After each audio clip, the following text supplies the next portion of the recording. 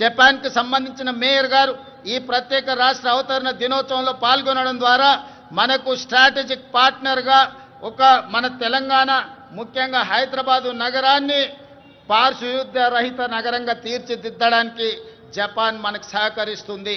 అందుకే ఈరోజు రాష్ట్ర అవతరణ దినోత్సవంలో వారు కూడా పాల్గొనడం జరిగింది.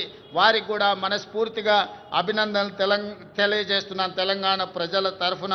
అందుకే ఈరోజు తెలంగాణ రాష్ట్ర ప్రభుత్వం భవిష్యత్తు ప్రణాళికలు రచించుకోవడానికి తెలంగాణకు ఒక విజన్ డాక్యుమెంట్ తీసుకురావాలని, ఆ విజన్ డాక్యుమెంటే తెలంగాణ రైజింగ్ 2047.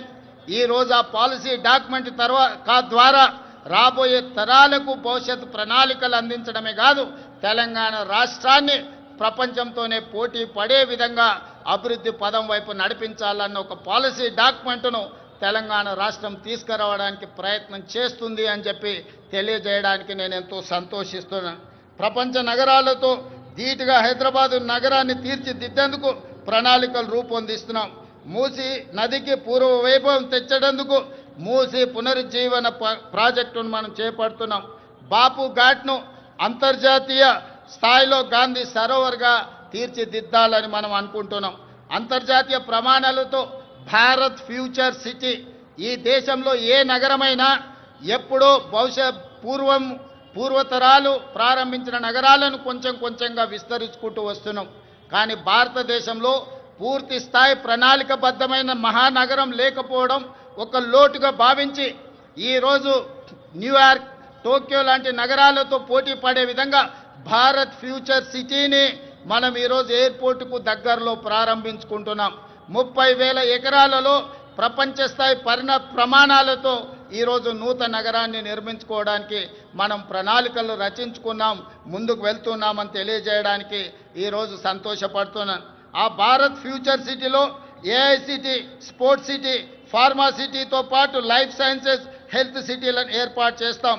ఇందుకోసం ఫ్యూచర్ సిటీ డెవలప్మెంట్ అథారిటీని ఏర్పాటు చేసినాం. ప్రణాళికలు రచించడానికి పాలసీ డాక్యుమెంట్ను మనం ఇప్పటికే రూపొందించుకున్నాం. తొందరలోనే హైదరాబాదులో నిర్మించబోయే భారత్ ఫ్యూచర్ సిటీ ప్రపంచ పెట్టుబడులకు ఒక కేంద్రంగా మారబోతుందని తెలియజేయడానికి నేను సంతోషపడుతున్నాను. రాష్ట్ర మౌలిక సదుపాయాలలో భాగంగా విమానాశ్రయాల సంఖ్యను పెంచుకునేందుకు చర్యలు తీసుకుంటున్నాం. ఇప్పటికే మనకు తెలంగాణ రాష్ట్రంలో ఉన్నది ఒకే ఒక ఎయిర్పోర్ట్ ఈరోజు మనకు శంషాబాద్లో ఉన్నది. అందుకే రాష్ట్ర ప్రభుత్వం కేంద్ర ప్రభుత్వంతో చర్చించి సంప్రదించి వరంగల్లో నూతన ఎయిర్పోర్ట్కు, అదేవిధంగా ఆదిలాబాద్లో ఇంకొక ఎయిర్పోర్ట్కు అనుమతులు తెచ్చుకున్నాం. తొందరలోనే వరంగల్ నగరంలో, ఆదిలాబాద్ పట్టణ ప్రాంతంలో నూతన ఎయిర్పోర్ట్లు ఏర్పాటు చేసుకోబోతున్నామని చెప్పి మీకందరికీ తెలియజేయడానికి నేను ఎంతో సంతోషిస్తున్నాను. అదేవిధంగా ఈరోజు regional ring road, outer ring road మన హైదరాబాదు నగరంలో తీసుకొచ్చిన మార్పులు మీకు అందరికీ తెలుసు. ఈరోజు ఐటీ కానీ, ఫార్మా కానీ హైదరాబాదు నగర అభివృద్ధికి ఔటర్ రింగ్ రోడ్ మనకి ఎంత సహాయం అందించిందో మీకు తెలుసు. 160 కిలోమీటర్ల ఔటర్ రింగ్ రోడ్ ఇంత అభివృద్ధి చేస్తే ఈనాడు రీజనల్ రింగ్ రోడ్డును ప్లాన్ చేస్తున్నాం. RRRని 360 కిలోమీటర్ల పొడవున హైదరాబాద్ తెలంగాణ నగరాన్ని చుట్టుముట్టే విధంగా ఈరోజు రీజనల్ రింగ్ రోడ్డును మనము నిర్మించుకోబోతున్నామని తెలియజేయడానికి నేను సంతోషపడుతున్నాను. రీజనల్ రింగ్ రోడే కాదు, ఔటర్ రింగ్ రోడ్డు నుంచి రీజనల్ రింగ్ రోడ్ వరకు రేడియల్ రోడ్లను వేసుకోవడం ద్వారా మన నగరాన్ని మహానగరంగా ప్రపంచ దేశాలతో పోటీ పడే విధంగా తీర్చిదిద్దాలని ఈనాడు తెలంగాణ ప్రభుత్వం ఉక్కు సంకల్పంతో ముందుకు వెళ్తున్నది. దీనికి మీరు అందించిన సహకారానికి నేను మనస్ఫూర్తిగా కృతజ్ఞతలు తెలియజేస్తున్నాను.